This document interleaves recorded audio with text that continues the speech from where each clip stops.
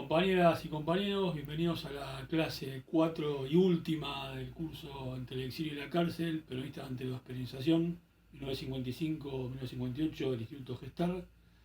En esta clase vamos a ver lo que va posteriormente a los fusilamientos de junio de 56 hasta la elección de Frondizi en las elecciones generales de 1958. En ese trayecto se dan algunas cuestiones distintas a lo que vimos en la clase anterior, entre otras cosas la recuperación de sindicatos por parte de dirigencia del peronismo y los movimientos políticos alrededor de las decisiones que el general Perón va tomando desde el exilio y los primeros movimientos del neoperonismo, entre otros temas. Recuerden, por un lado, ver la pregunta que va a estar en el foro vinculada a esta unidad 4 y por otro lado, ver el control de lectura o multiple choice referidos al conjunto de los cursos, con lo cual van a poder descargar el certificado correspondiente al mismo. Nuevamente, muchas gracias. Bueno, la segunda parte de estos años, esta última clase, la cuarta clase, la vamos a iniciar explicando de qué se trata esta carátula que tienen las dos últimas clases.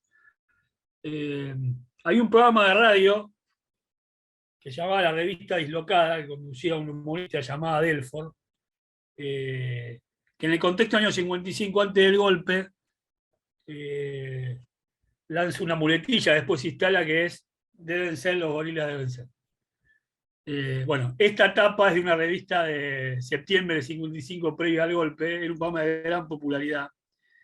Y después es cuando se va a generalizar el hecho de llamar gorilas a los antiperonistas. Esto va ligado de la mano de la popularidad inmensa que en ese momento tenía la radio, que era muy superior a la televisión que les estaba arrancando del año 51. Bueno, de ahí nace el término gorilas. Como dijimos, junio del 56 marca el cenit del antiperonismo cerril, ¿no? Nuevamente un momento de euforia. Y acá hay una foto entre sus uniformes de verano, en este caso, de sonrisas y abrazos entre Rojas y Aramburu. Las dos cabezas más visibles de ese antiperonismo, ¿no? Lo cierto es que en este momento, poco después de esto, esta situación va a empezar a cambiar. Entre otras cosas porque los partidos empiezan a reclamar algunas cuestiones de apertura y porque también el fusilamiento, que no es repudiado prácticamente por nadie de los dirigentes, internamente sí va a empezar a marcar algunas discusiones. Y va a tener en el largo horizonte un tema que va a ser central en toda esta larga etapa que trasciende lo que vemos nosotros, que es toda la etapa de producción del peronismo, que es qué hacer con el peronismo, ¿no? Y qué hace el sistema político argentino respecto al peronismo. Este es otro ejemplo de opaquina del antiperonismo, ya vimos otros, pero para mostrar la cantidad que había la revista Sábado, que un periódico que salía del año 53.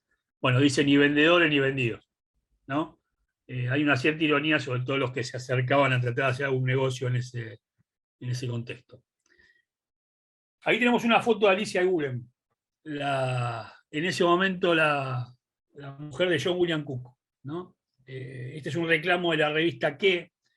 La revista ¿Qué? Es una revista que había nacido el radicalismo, que va a ser la voz de la intransigencia radical y que va a ser una de las plataformas de lanzamiento de la candidatura de Frondizi. En este caso, en la foto, Alicia Gulen llevaba 10 meses presa. Gulen va a estar hasta su muerte, hasta la muerte de Cook, con él en el año 68. Luego se va a ligar más con una izquierda no peronista. Va a estar cercana al PRT en su momento y finalmente va a ser secuestrada por un grupo de tarea de la ESMA y muy probablemente arrojada desde un avión al Río de la Plata en el año 77. A la derecha se ve una foto de la penitenciaría de Las Heras, que va a ser demolida años después y que fue el lugar donde fue, además de su larga historia vinculada a otros fusilamientos, va a ser el lugar de detención de muchos de los peronistas detenidos, las y los peronistas detenidos en esta época. Antonio Cafiero, probablemente el único de los dirigentes de ese periodo que va a llegar casi hasta la actualidad, ¿no? había sido muy joven ministro en el segundo gobierno de Perón y va a estar procesado en una causa por el IAPI, va a ser escarcelado en octubre de 1956. En otra causa, digo, para ver también la variedad de nombres que aparecían, se desestima la nulidad de prisión preventiva vinculadas a Eloy Próspero Camus, Oscar Videgain y Alberto Rocamora. Estos tres van a tener papel, y Cafiero también, en el tercer gobierno de Perón, de distintos lugares, ¿no? Y algunos van a trascender ese gobierno y van a seguir teniendo alguna actuación política, incluso con posterioridad a la última dictadura. Unas declaraciones de Braden, porque siempre aparece Braden nuevamente, octubre del 56, desmintiendo haber facilitado el acceso del Perón al poder. ¿En qué sentido? Haberlo facilitado con su aparición en el país, ¿no?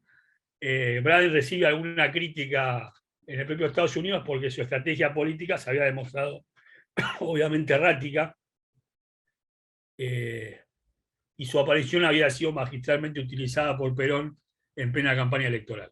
Braden es un caso extraño, alguien que estuvo 3 meses en el país, pero la influencia que tuvo respecto a la fuerza del antiperonismo fue mucho mayor. Uno de los funcionarios públicos más relevantes de la historia del peronismo, Ramón Carrillo, el primer secretario de Salud Pública, el primer ministro de Salud Pública en nuestra historia, ministro de Salud Pública hasta el año 54, había partido al exilio, primero a Estados Unidos y después a Brasil. Y en Brasil muere en la pobreza prácticamente a fines de 1956, ya muy enfermo de un problema cerebral que tenía. Carrillo tampoco se libró de la persecución y hay un pedido de captura.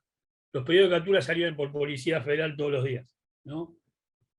Perón mismo tuvo su pedido de captura registrado en Policía Federal. Quiero decir, dos de los grandes ministros, de los más grandes ministros del primer peronismo, mueren en el año 56. Carrillo y Pistarini. Y cuando me refiero a lo que empezaba a cambiar en ese tiempo, estoy hablando del tema específicamente de los sindicatos. Había una promesa anterior de en 120 días empezar a normalizar la situación. Esto va siendo retrasado por el gobierno hasta el momento en que la situación también económica empieza a cambiar y empieza a haber algunos paros más importantes. Y en la segunda mitad de 1956 empiezan a discutirse nuevamente convenios y empieza a haber elecciones sindicales.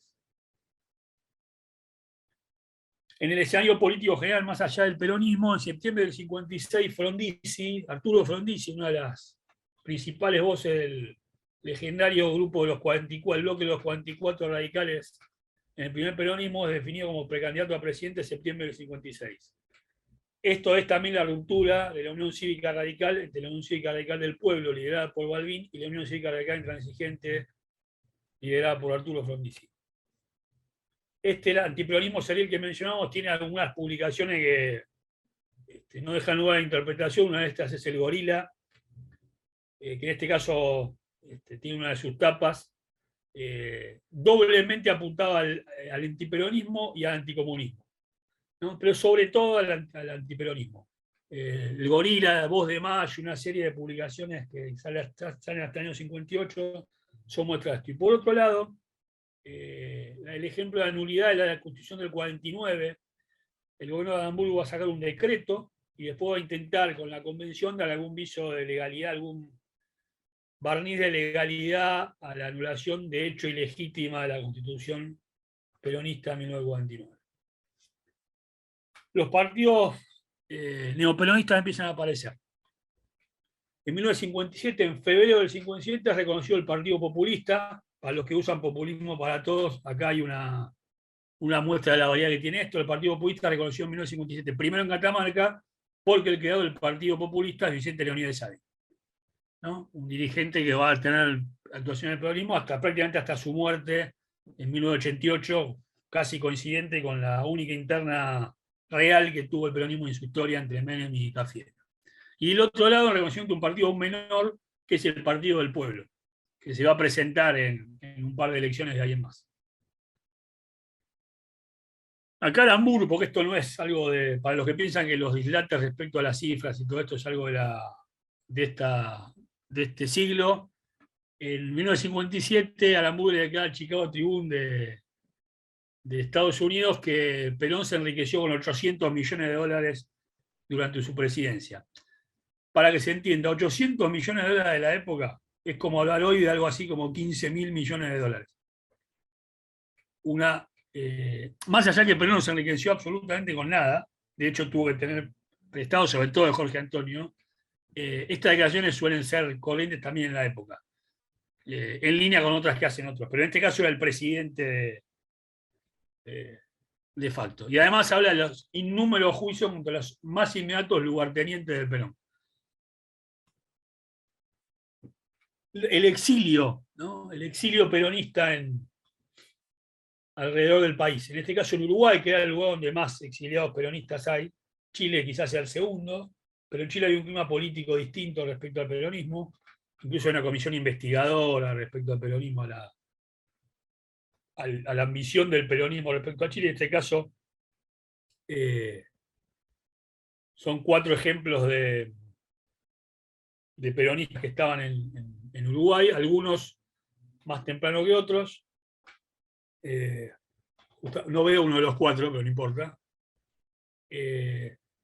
Tenemos a Arturo Jaureche, al padre de Cook, que es el tercero desde la izquierda, y a Eduardo Rumbo, que era un diputado que estaba especializado en el tema de petróleo.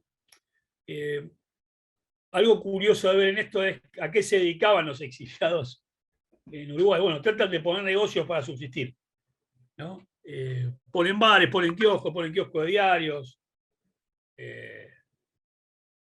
Uno de esos ejemplos es Jerónimo Iceta, que va a ser un dirigente histórico de los municipales, que pone un kiosco de diarios ahí en Montevideo. Bueno, otros ponen restaurante. Jaureche escribe para algunos medios. Bueno. Y se daban encuentros en la calle, muy cómicos seguramente, con Alfredo Palacios, ¿no? Que estaba como embajador. Otra tanda de exiliados en Uruguay, ¿no? Toda la variedad de funcionarios de importancia del primer peronismo. Domingo Mercante, que va a morir en el año 77, si no recuerdo mal. Pedro Bonanni, que va a tener que ver con el área económica y que después va a ser ministro, si no recuerdo mal, ministro con Isabel. Juan Francisco Castro, ministro de Transportes de la Nación, y Eduardo Colom, que va a ser diputado nacional, va a ser el director del diario La Época, que originalmente había sido un diario radical, y que después se va a convertir en una voz más cercana al sector, si no el antiperonismo, bastante cercanos al antiperonismo. Incluso va a llegar a decir que en realidad Perón era radical, al final de sus días, ¿no? Tiempo después. Pero en este caso compartían todos el exilio del otro lado del Río de la Plata. Si se quiere, la primera victoria de la resistencia en toda esta etapa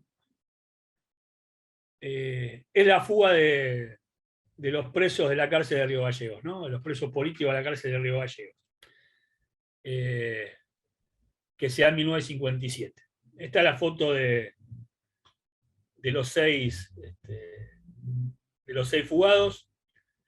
De izquierda a derecha, Kelly, Espejo, Kelly Gómez, Espejo, Cámpora, Jorge Antonio y Cuco.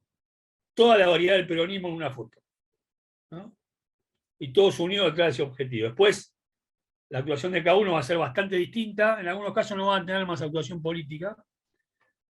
Gómez y Espejo prácticamente no van a actuar en política posteriormente. Bueno, Kelly es un personaje sinuoso que va a tener 1000 vueltas después, que va a ayudar también a Perón en Caracas muy poco después, a fines del año 57. Cámpora, bueno, es conocido, va a llegar a ser después presidente de la Nación. Después va a ser recluido a la embajada va a quedar recluido en la Embajada de México y no se le va a permitir la salida hasta que ya se sabía que se moría, ¿no? En el año 80. Fin del 79 y muere en el año 80 en México. Jorge Antonio va a ser un colaborador, va a seguir siendo un colaborador importante en los financieros y los contactos que tenía con Perón. y solo va a tener un momento de introducción de esa relación cuando López Rega empieza a tener un papel principal, y Cook, que después se va a ir a Cuba y va a tener su actuación cerca de la Revolución Cubana, y bueno, va a intentar que Perón vaya a Cuba con resultados negativos, etc. Y va a morir en el año 68 de cáncer. Esta y la otra es la tapa de la revista Esto Es, que obviamente parecía ponerse del lado del gobierno en esto.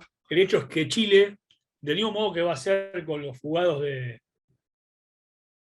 la cárcel de Rawson en el año 72, va a negar la extradición, atendiendo en verdad el derecho internacional, ¿no? Esto que mencionábamos, los cambios económicos con impacto claro en el país. En 1957 inician su labor en el país la primera misión post-entrada a ambos lugares, al Fondo Monetario, al Banco Internacional de Reconstrucción y Fomento, la primera misión en el año 57. El país había entrado en el año 56 a partir de la recomendación de Prebisch, ¿no? Había misiones anteriores, hubo misiones anteriores en el país, la década del 50 durante el gobierno de Perón, pero no habían terminado con el ingreso de la Argentina a esos organismos multilaterales de crédito. Los liderazgos radicales de este momento, ya mencionamos algunos, acá los vemos a los tres en fotos. Moisés Levenson, que muere poco después, Ricardo Balbín y Arturo Frondizi. El tronco radical, el radicalismo en sí, va a seguir siendo liderado por Balbín, que no va a llegar a ser nunca presidente de la nación, pero va a ser líder del radicalismo hasta su muerte en el año 81. Frondizi representa una mirada distinta del radicalismo en ese momento, una mirada distinta respecto al peronismo, más allá de lo que pase después con el plan Conintes y todo lo demás durante su presidencia. Y en este momento ya empieza a haber un diálogo distinto. Primero por interlocutores secundarios y después se va ascendiendo en la importancia de esos interlocutores. Y eso es atentamente visto por el gobierno también. La apuesta política de salida del gobierno es Balbín. El ala, si se quiere, más gorila del radicalismo, que en ese momento ya estaba, en el cual militaba ya un muy joven Raúl Alfonsín. Los pequeños actos de resistencia del peronismo en esta etapa. Este es el diario Palabra Argentina, dirigía a Alejandro Olmos, que después va a ser el investigador del tema de la deuda externa. En este momento dirigía Palabra Argentina y llama a la primera marcha del silencio, una novedad también de ese momento, para recordar a los fusilados de 1956.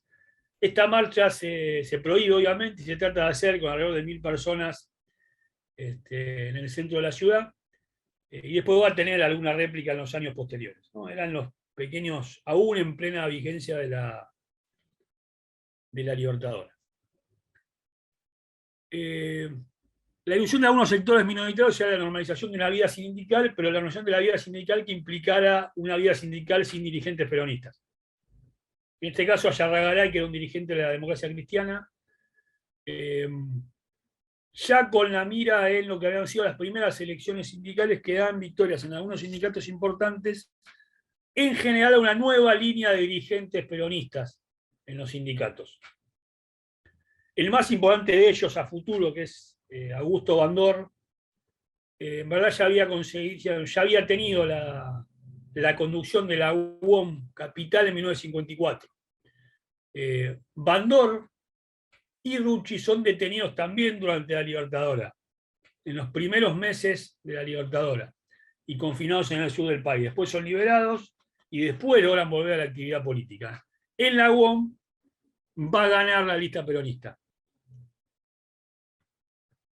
Bueno, acá están dos ejemplos de acciones distintas de la resistencia. La detención de, como dice, hay una banda de terroristas en Boulogne y una nota sobre atentados en San Martín. Esto sirve para ejemplificar la variedad de cuestiones que se tenían, pero hay un cambio que se va dando en estos primeros años, ¿no? Y que también va de la mano del cambio que mencionábamos en la recuperación de los sindicatos. Los sindicatos por parte de dirigencia sindical peronista. El primer año, año y pico de la resistencia tiene que ver con, se lo va a llamar la etapa de los caños, ¿no? Los caños eran los petardos, básicamente, de bajo poder, obstruir vías, cuestiones de muy bajo, que tenían bajo presupuesto, bajo costo, y se podía hacer con relativa facilidad y un relativo bajo riesgo. El tenor después va a cambiar un poco, y va a cambiar porque, entre otras cosas, va a haber un financiamiento posible desde los sindicatos. Algo a veces poco visto también en la revisión que se hace de la historia. Esto se va a extender en el tiempo. En la década del 60 también van a ser los sindicatos muy importantes, algunos de los sindicatos muy importantes para financiar una de las acciones. Incluso la Unión Obrera Metalúrgica. Aplicaciones amplias del decreto 4161, ¿no? Por ejemplo, el secuestro de una película nacional llamada La Bestia Humana, que se estaba dando en Avellaneda y Villa Ballester, por considerar que en algunas de sus secuencias aparecen imágenes y leyendas alusivas al régimen de puestos que estarían encuadradas dentro de los términos del decreto 4161. ¿No? Y por otro lado, un juez que declara inconstitucional la aplicación de un artículo y libera a un detenido, ¿no? Así como estaba Botet, también había otros jueces que dentro de ese contexto sostenían la inconstitucionalidad de la aplicación de alguna parte al menos de ese decreto ley. Los triunfos sindicales, ¿no?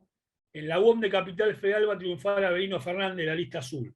Avelino Fernández va a ser un dirigente surgido de la empresa Volcán, una empresa muy conocida de la época, que va a tener muy buena relación inicialmente con Mandoni, con Lorenzo Miguel y con Rucci, y que va a terminar enfrentado con Miguel al punto que en 1970, cuando presenta una lista alternativa a la lista comandada por Miguel, va a ser expulsado de la UOM.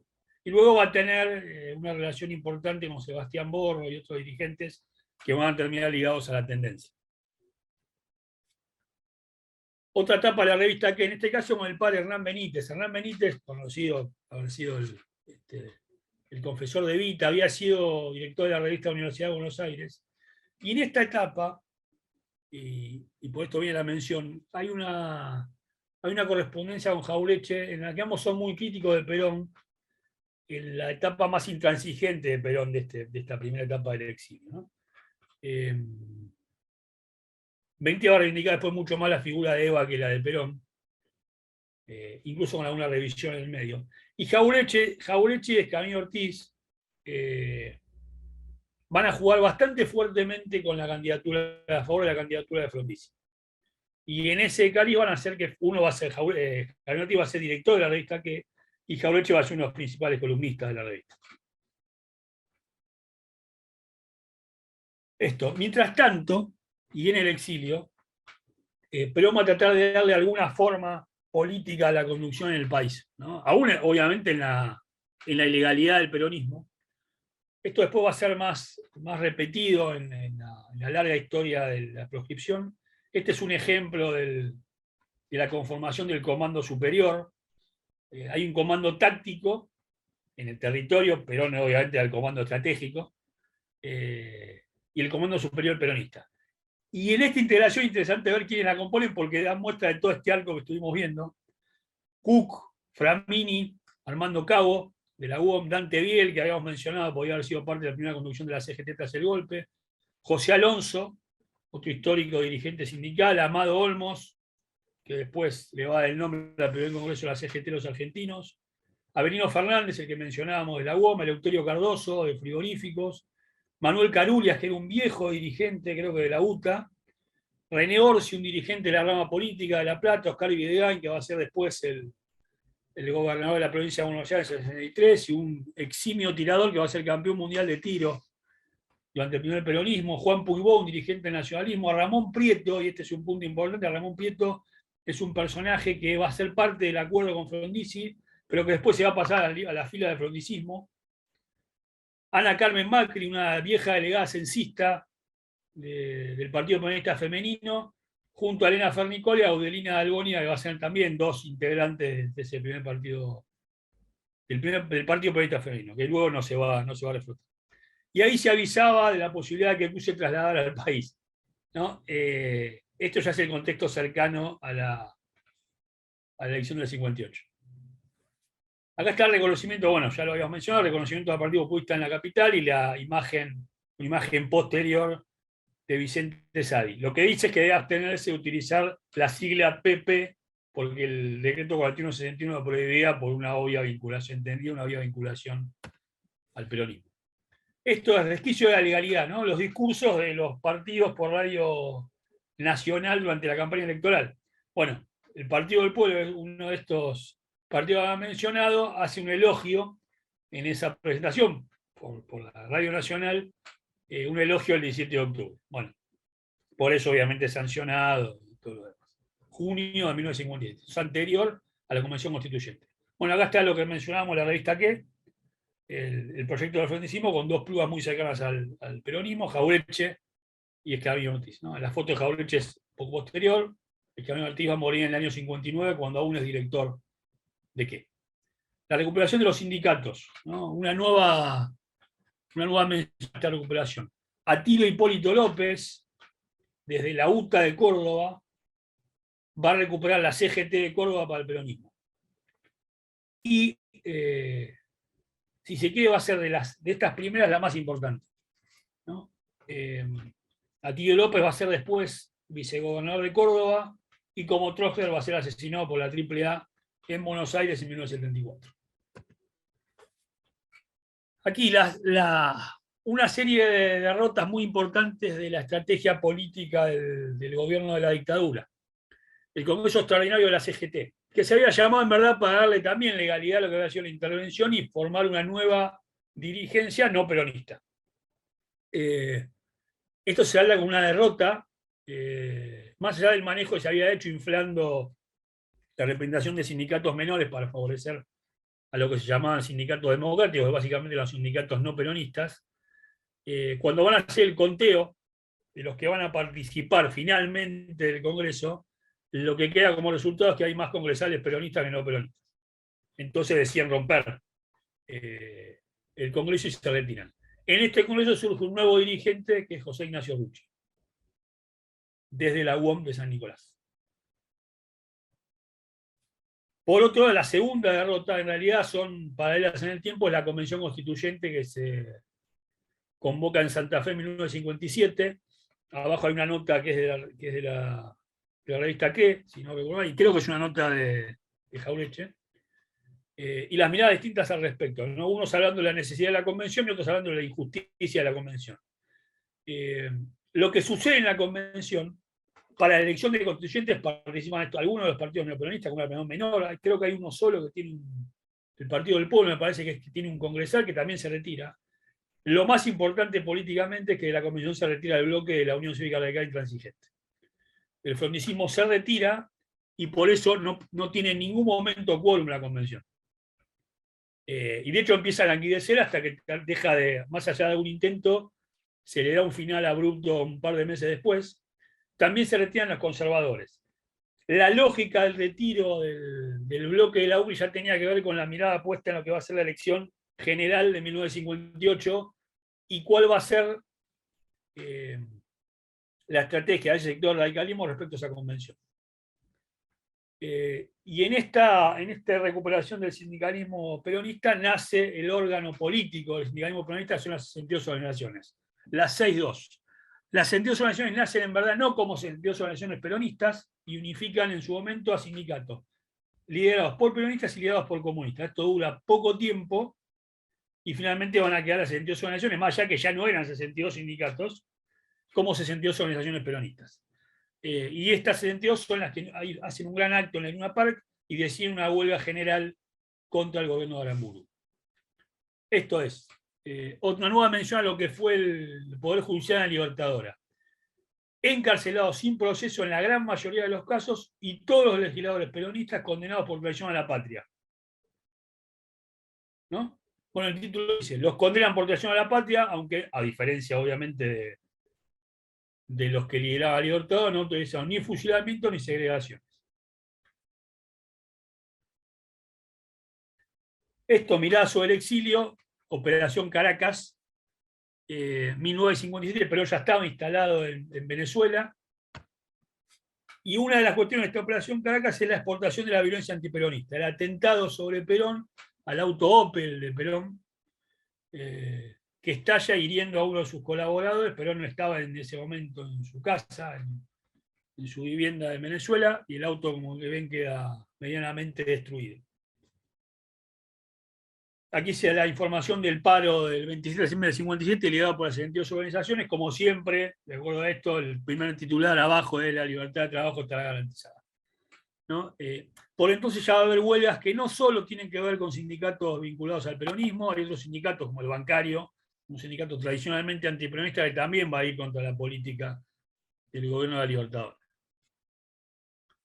Bueno, acá vemos por un lado la noticia de la detención de Cook en Santiago de Chile, que es donde estaba residiendo, donde estaba con Alicia Gulen, donde se reencuentra con Alicia Gulen, y una foto ya en Caracas de Cook, de Isabelita, que ya vivía en ese momento con Perón, lo conoce ese año, Américo Barrios, que va a ser un periodista muy reconocido, el presentador oficial de los Juegos Evita, entre otras funciones, va a ser director de Crónica, y de ese lugar, director de Crónica, un divulgador frecuente de la palabra de Perón, sobre todo de Madrid, y Ramón Landajo, uno de los colaboradores iniciales de Perón, que después va a ser marginado en Caracas. Otra foto en Caracas, Perón con Gilaberte, que va a ser, que si no recuerdo mal, va a ser herido en el atentado sobre el coche de Perón, y Ángel Borlengui, otro de los que, con los que Perón se logra reencontrar en Caracas. Borlengui también va a morir poco después, un par de años después, si no recuerdo mal, que Bramuglia. Pero a diferencia de Bramuglia, Borlengui no va a tener ningún intento de partido neoperonista. Y acá la primera noticia de lo que va a ser después, más conocido como el pacto entre Perón y Frondizi, ¿no? En octubre de 1957 se habla en los diarios argentinos de una presunta alianza entre Perón y Frondizi. Las demandas de los periodistas de Frondizi consistían en libertad de acción. Frondizi pedía que los 2 millones de votos en blanco se volcaran a su candidatura. Bueno, esto en parte va a ser así, ¿no? Lo que todavía no estaba claro es si el acuerdo existía o no. Bueno, esta es una foto de Perón en el exilio preparando un asado, una foto de la cotidianidad de Perón. Esta foto creo que está en Perón, el hombre del destino, una de las mejores publicaciones que se han hecho a nivel, por lo menos a nivel gráfico, de la vida de Perón, que se publicó entre años 73 y 74. Acá una noche de esparcimiento, una noche de boxeo en Venezuela, y en la misma foto se ve a John William Cook, a Perón y a Isabel. Bueno, esto, el Congreso de la Falda, con el Congreso de Huerta Grande, que se va a dar después, en el año 62, son de los más recordados por lo que era el programa de las 62 organizaciones en ese momento, ¿no? Quienes no concurren a ese Congreso de la CGT, una CGT que recién va a ser entregada a sus legítimos dirigentes años después, en el año 61, si no recuerdo mal, creo que en el año 61. Y a ese Congreso no van a representar los que llamaban los 32 gremios, ¿no? Que reunían a lo que llamaban gremios democráticos con algún gremio del comunismo. Bueno, uno de los titulares respecto a esto es: los libertadores mostraron abiertamente que el derecho ha muerto en la Argentina. Bueno, acá Perón visitaba el exilio, por un lado la noticia de la llegada de Jorge Antonio, procedente de Chile, donde había quedado después de la fuga de la cárcel del sur, y el abrazo con Raúl Tanco, el sobreviviente de las jornadas de junio del 56. La salida de Venezuela a la República Dominicana, cuando Venezuela cae el gobierno de Pérez Jiménez, Perón y otros parten hacia otro destino, se va a República Dominicana, donde va a estar hasta el verano de 1960. Con un guardia local posa en esta foto Cook, el mayor Pablo Vicente, que pueda tener una ocasión junto a una parte de la juventud peronista, Isabel, Barrios y Landajo. Aquí una mirada previa sobre el peronismo previa a la elección del 58. Las elecciones estaban pensadas para febrero, esto es poco antes, y ya tenía que ver con cómo se veía la idea de un acuerdo con Frondizi, como se ve acá, la anarquía en el peronismo dice confiere indudables ventajas al doctor Frondizi, porque había una parte del peronismo que no apoya hay una parte que no apoya el acuerdo con Frondizi, que va a votar en blanco, lo que se llama la línea diamante en ese caso, o sea, más aún que la línea dura, y otros que van como partidos neoperonistas, ¿no? Bueno, Mayoría es una revista que va a dar mucha voz a los sectores del peronismo, y entre ellos escribe, como se ve a la derecha, José María Rosa. Acá están respecto a la posición de estos partidos, algunos más nuevos que otros del neoperonismo. Leluar apoyando el voto en blanco, el último presidente del Partido Peronista antes del golpe. Bramuglia sorprendido por esta posición de Leluar. Sadi llama traidor a Leluar por apoyar el voto en blanco, porque él tenía su partido, que era el Partido Populista, esto en el 58. Y el Partido Blanco, el primer Partido Blanco, presidido por Alejandro Olmos, el que era director de Palabra Argentina, primero había sido a los comicios y después decide no presentarse, seguramente finalmente en línea con lo que Perón había definido de apoyar a la candidatura de Frondizi. Otra de las agrupaciones olvidadas, el Partido Blanco Principista, este es prácticamente desconocido, dirigido por Leluar, con un único Congreso Nacional en Rosario, del cual no existe, que yo sepa, ningún registro más. Y por todo el Partido de los Trabajadores, que también tuvo Partido de los Trabajadores vinculado al peronismo, que también tuvo el suyo y presentó alguna lista en el mes de febrero. Esto es Resistencia Popular, acá está claramente la orden de votar a Frondizi.